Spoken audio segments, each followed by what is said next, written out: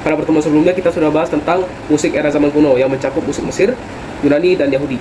Sekarang kita akan bahas tentang musik era abad pertengahan yang mengawali perkembangan musik di Eropa. Musik era abad pertengahan masih membawa unsur-unsur tertentu dari musik era zaman kuno. Contohnya seperti unsur liturgis serta penggunaan bahasa Ibrani dalam penulisan musik pada era ini. Selain itu, penggunaan alat musik dari zaman Yunani kuno tentunya betul berkontribusi dalam perkembangan musik-musik era abad pertengahan ini. Demikian pengantar awal yang bisa Bapak sampaikan. Sekarang kita akan masuk ke sesi tanya jawab. Pertanyaan pertama akan saya ajukan ke Yosia. Bisakah kamu jelaskan sejarah dari musik era abad pertengahan ini? Oh, ya. Oke, sepertinya jaringan Yosia kurang bagus ya. Oke, apakah ada yang bisa jawab? Saya mau coba jawab. Nah, jadi saya bakalan mulai itu di abad ke-9. Nah, jadi di abad ke-9 itu aransemen polifonik, nyanyian tuh udah muncul yang biasa tuh disebut organum. Nah, pada abad ke-12 itu orang udah menemukan pengaturan polifonik, puisi Latin strofik yang disebut versus dan conductus. Polifoni sakral pada saat itu dilakukan di sejumlah pusat, meskipun organum dan conductus yang disusun untuk katedral Notre Dame di Paris pada akhir abad ke-12. Dan pada awal abad ke-13 itu adalah genre yang paling banyak disebarluaskan dan berpengaruh secara gaya pada masanya. Lalu untuk menjelang ke akhir abad pertengahan, itu udah muncul lagi genre baru, komposisi polifonik terutama motet. Berbagai lagu sekuler Prancis dan Italia dan juga gerakan misa biasa itu udah muncul.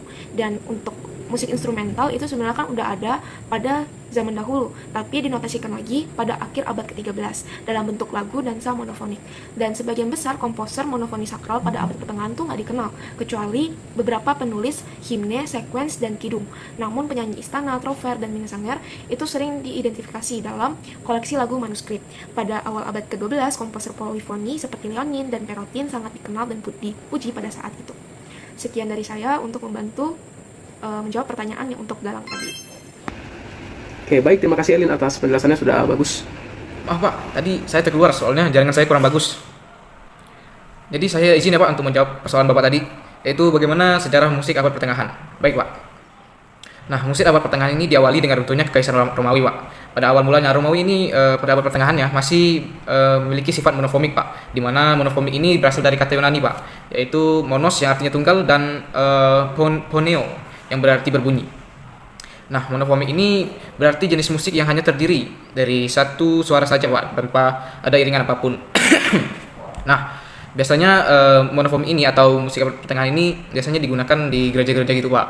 Baik, itu saja Pak. Terima kasih Pak. Oke, nggak apa-apa Yosia, penjelasannya sudah tepat sekali.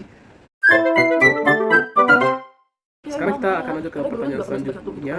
Pas mau beli seblak gitu dia jatuh ke parit, makanya dia tuh ompong gitu, dia pakai gigi palsu sekarang, makanya pasti jelasin tuh ngomongnya tuh kadang agak aneh gitu, pasti Mary, gak jelas gosipnya habis. Pelajaran saya selesai ya. Sekarang kamu jawab pertanyaan saya. Apa saja fenomena-fenomena yang terjadi di era abad pertengahan ini? Nah, jadi fenomena-fenomena yang berpengaruh dalam perkembangan musik pada abad pertengahan itu, yang pertama adanya dominasi gereja, di mana adanya musik liturgi. Musik liturgi adalah musik yang digunakan dalam acara ibadah. Nah, contohnya adalah Gregorian chant atau kidung Gregorian, di mana diketahui bahwa kidung Gregorian itu menggunakan musik monofoni. Nah, musik liturgi ini juga diatur penggunaannya terutama dalam gereja Katolik. Lalu yang kedua adanya notasi musik, di mana pada abad ke-9 notasi musik itu tuh mulai dikembangkan. Guido de Arezzo menciptakan garis notasi serta solmisasi yang menjadi landasan atau dasar notasi modern. Lalu yang ketiga adanya perkembangan polifoni, di mana polifoni adalah musik dengan banyaknya suara yang independen.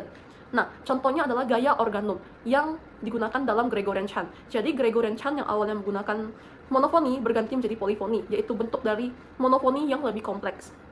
Lalu ada juga dampak dari sejarah, di mana terjadinya perang salib yang memunculkan instrumental baru dari Timur Tengah, yaitu Luther. Lalu ada juga wabah Black Death, di mana wabah itu adalah wabah yang mematikan pada abad tersebut, sehingga tingkat kematiannya itu tuh meningkat, yang akhirnya menginspirasi musik dengan tema kesedihan. Oke, baik, terima kasih. Sekarang kita akan beralih ke Wilbert Owen. Bagaimana unsur-unsur musik pada era abad pertengahan ini? Jadi unsur-unsur itu kan ada irama, harmonik dengan dinamika Pak.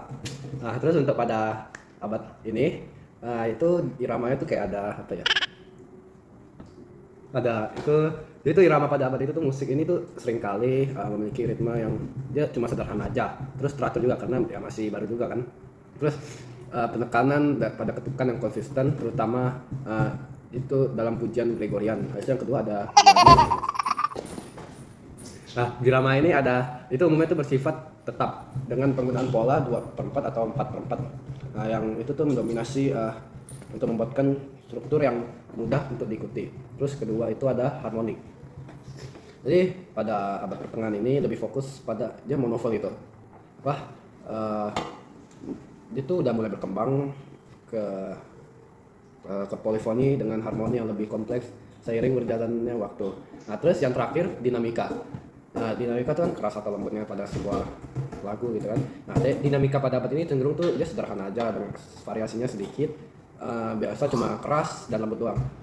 Meskipun ada beberapa karya yang mulai menunjukkan perbedaan dinamis yang lebih jelas. Ya itu aja sih Pak, yang saya tahu. Oke, Kok Pak terima kasih Owen untuk penjelasannya. Sekarang kita akan beralih ke Natania. Coba kamu ceritakan siapa saja tokoh-tokoh yang berpengaruh, tokoh-tokoh musik yang berpengaruh pada abad pertengahan ini. Iya, Pak. Tokoh-tokoh ya, Pak? Sebentar, Pak. Aduh, tokoh-tokoh.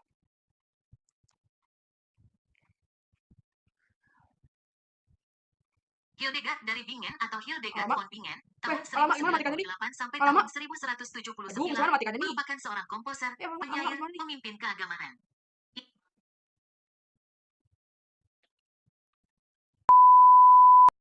Tokoh pertama adalah Hildegard dari Bingen. Hildegard merupakan seorang penyair, komposer, dan juga seorang pemimpin keagamaan. Ia dikenal dalam karyanya di musik liturgis dan juga merupakan seorang visioner asal Jerman. Hildegard merupakan salah satu wanita paling berpengaruh pada abad pertengahan. Sebagian besar karya Hildegard itu memiliki pola melodi yang diulang berkali-kali. Salah satu karya Hildegard yang paling populer adalah Office Eternitatis. Lalu yang kedua ada Guillaume de Machaut. Ia merupakan seorang musisi dan juga penyair asal Prancis. Ia dikenal karena berpengaruh dalam perkembangan musik Ars Nova. Ia juga merupakan komposer pertama yang menulis sendiri tatanan polifonik dari misa biasa. Salah satu karyanya yang paling populer adalah Mass de Notre Dame. Lalu yang ketiga ada Perrotin. Perrotin adalah seorang komposer musik polifonik sakral asal Prancis. Ia memiliki ciri musik yaitu salah satu suara menyanyikan lagu dengan sangat lambat, sedangkan suara lainnya menyanyikan lagu dengan lebih cepat. Ia menulis musik 3 dan 4 suara dari jenis yang disebut organum. Salah satu karyanya yang paling populer adalah Vidrant Omnes. Oke, terima kasih Natania atas penjelasannya. Setelah kita mendengar mengenai tokoh-tokoh musik yang berpengaruh di era ini, kita akan lanjut ke pertanyaan terakhir, yaitu apa saja karya-karya terkenal dari era musik ini. Pertanyaan ini saya ajukan kepada Dion Marpaung. Dion?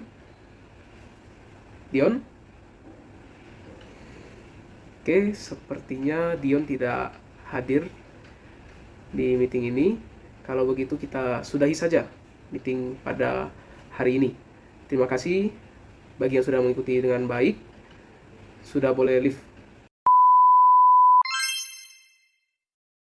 Untuk musik abad pertengahan sendiri, ada beberapa judul yang cukup ternama.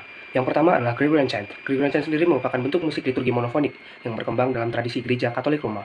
Namanya sendiri digunakan untuk menghormati Paus Gregorius pertama, meskipun perannya dalam pembentukan musik ini masih diperdebatkan. Musik ini bersifat monofonik, hanya ada satu garis melodi, tidak menggunakan harmoni ataupun instrumen. Teksnya sendiri diambil dari liturgi Latin, seperti Mazmur ataupun doa. Yang kedua adalah Cantigas de Santa Maria.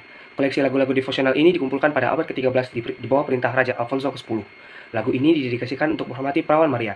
Cantigas de Santa Maria sendiri ditulis dalam bahasa Galicia Portugis, bukan Latin, dan bersifat monofonik, tapi bisa juga diiringi dengan instrumen.